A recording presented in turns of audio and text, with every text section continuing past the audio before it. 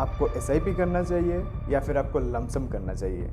तो इसका आंसर है ना ही आपको एसआईपी करना है, ना ही लमसम करना है।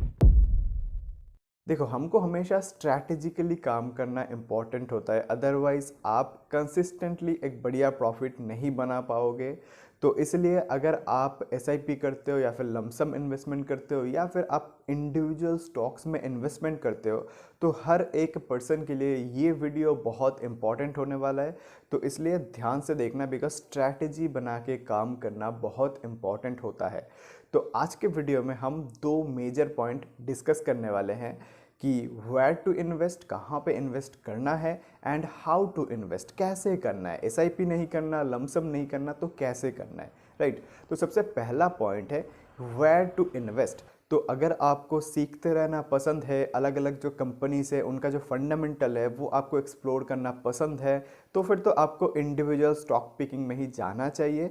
बट अगर आपको टाइम नहीं मिलता तो आपके लिए बेस्ट होता है किसी भी फंड में इन्वेस्ट करना। इसलिए हमेशा जो समझदारी का काम होता है वो होता है इंडेक्स फंड में इन्वेस्ट करना। एंड नहीं, मैं आज के वीडियो में कोई भी इंडेक्स फंड को प्रमोट करने नहीं आया हूँ। मैं आपको बस बता रहा हूँ कि साइकोलॉजिकली जो आपका जो माइंडसेट होता है ना, वो किस तरीके का होना चाहिए। एंड यहाँ पे एक और जो रीज़न होता है इंडेक्स फंड में इन्वेस्ट करने का, वो मैं आपको बताता हूँ कि सपोज़ आप कोई भी और फंड में इन्वेस्ट कर रहे हो जहाँ पे कोई एक फंड मैनेजर अपने हिसाब से स्टॉक पिकिंग कर रहा है एंड वहाँ पे इन्वेस्ट कर रहा है, तो उस केस में क्या होता है कि बहुत बार आपको देखने को मिलेगा कि उनके जो फंड है उसमें 150-200 स्टॉक भी होते हैं, राइट। तो उस केस में आप कभी भी अपने इन्वेस्टमेंट को स्ट्रैटेजिकली ग्रो नहीं कर पाओगे। एंड वहाँ पे उन्होंने कहाँ पे ज़्यादा वेटेज दिया है, कहाँ पे कम वेटेज दिया है, आपको कोई स्टॉक पसंद नहीं है, आप उससे एग्जिट नहीं कर सकते, राइट। तो यहाँ पे आपके कंट्रोल में कुछ नहीं रहता, तो बहुत ज़्यादा चांसेस है कि आप उसमें लूज़ करोगे गेन करने की जगह, राइट। तो इसलिए इंडेक्स फंड एक बहुत स्ट्रैटेजिकली काम किया जाए तो एक बहुत बढ़िया ऑप्शन हो सकता है। अब वो डिपेंड करता है कि आपको लार्ज कैप में करना है, मिड कैप पे करना है, स्मॉल कैप पे करना है, या फिर किसी और टाइप के इंडेक्स में करना है, वो आपके ऊपर डिपेंड करता है।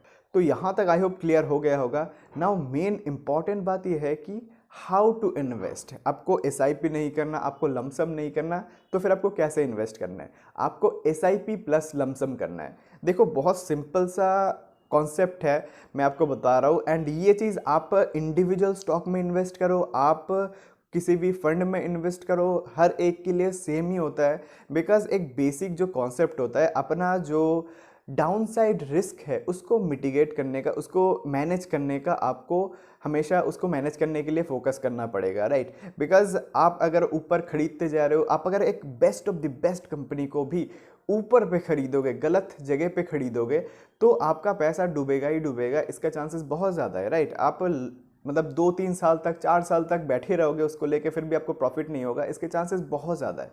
तो इसलिए एक सही जगह पे इन्वेस्ट करना तो इम्पॉर्टेंट है ही, बट एक सही टाइम पे इन्वेस्ट करना उससे भी ज़्यादा इंपॉर्टेंट है। बिकॉज अगर आप किसी खराब स्टॉक में भी सही टाइम पे इन्वेस्ट कर देते हो तो शायद आप उसमें भी प्रॉफिट कर लो, राइट। तो इसीलिए टाइमिंग बहुत इंपॉर्टेंट होता है कि आप कहाँ पे इन्वेस्ट कर रहे हो। तो अभी इन्वेस्ट कैसे करना है?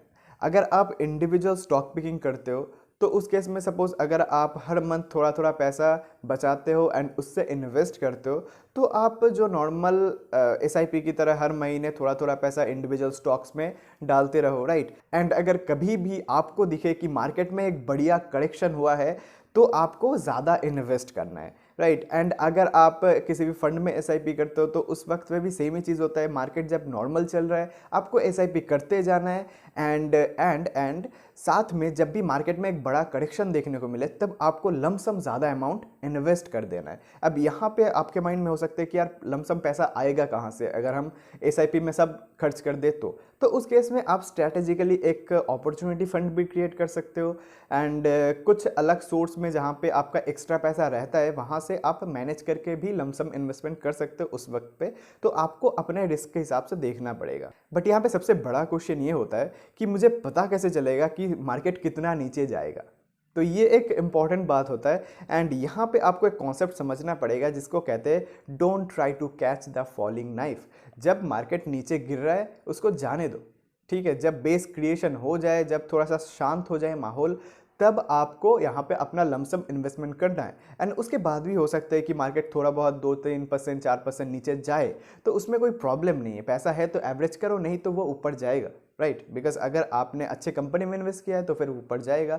एंड अगर आपने जो फंड है किसी भी इंडेक्स फंड में इन्वेस्ट किया तो फिर तो वो ऊपर जाना ही है, सिंपल सी बात है। तो अभी एंड में थोड़ा बहुत जो पेंडिंग कमेंट्स है वो थोड़ा सा देख लेते हैं। नितिन गुप्ता का कमेंट है, please analysis on HMA agro. HMA agro के ऊपर हमने वीडियो बना दिया है इससे पहले, तो आप जाके देख लेना। द नेक्स्ट क्वेश्चन है प्रवीण जी का। तो ये हमारे चैनल के बहुत ही हार्ड वर्किंग पर्सन है। प्रवीण जी यहाँ से सीखने की कोशिश करते हैं एंड अपने जो थॉट्स है वो भी शेयर करते हैं, जो कि मुझे बहुत अच्छा लगता है। तो यहाँ पे उन्होंने पूछा है, how do you pick all this gems, do you use any screener. तो पहले हम स्क्रीनर का यूज़ करते थे, बट धीरे धीरे मुझे लगा कि नहीं, स्क्रीनर यूज़ करना सही नहीं होता, तो इसलिए मैं इंडिविजुअली लिस्ट बना के जितने भी स्टॉक्स है वो सब कभी कभार चेक कर लेता हूँ, तो वहाँ से ही अपॉर्चुनिटी मिल जाता है। देन आज का लास्ट कमेंट ले लेते हैं, please analysis on restaurant brand Asia HMA agro. Restaurant brand and HMA agro के ऊपर हमने वीडियो बना दिया है, तो आप जाकर चेकआउट कर लेना। क्रेडिट एक्सेस अगर कि हम बात करिए कंपनी के बारे में, तो यहाँ पे मार्केट कैप 13,000 करोड़ का है एंड यहाँ पे प्राइस टू बुक वैल्यू आपको देखने को मिलेगा 1.91 का। एंड फाइनेंस कंपनी है, तो इसलिए यहाँ पे जो रिसेंट NP है, ग्रॉस NP है, वो थोड़ा सा आपको इंक्रीज होते दिखेगा। बट कंपनी यहाँ पे जो है मार्केट लीडर है, इंडिया का largest NBFC micro finance company है। तो यहाँ पे आपको थोड़ा सा होल्ड करने की ज़रूरत है आई थिंक, एंड जब सिचुएशन थोड़ा सा ठंडा हो तब आप देख सकते हो कंपनी को, ऐसा फिलहाल के लिए मुझे लगता है। बट ओवरऑल कंपनी ठीक ठाक है। एंड यहाँ पे बंधन बैंक के ऊपर हमने बहुत पहले, लाइक हमने जब चैनल स्टार्ट किया था तभी वीडियो बना दिया था, तो आप जाके देखो, बढ़िया लाइक टॉप क्लास अपॉर्चुनिटी बन रहा है। तो आप सर्च कर लेना यूट्यूब पे बंधन बैंक बाय दीप कुंडू, तो आ जाएगा वीडियो, आप देख लेना, ठीक है। तो आज के लिए इतना ही, फिर मिलते हैं मंडे को। लाइक शेयर सब्सक्राइब करना मत भूलना। सी यू।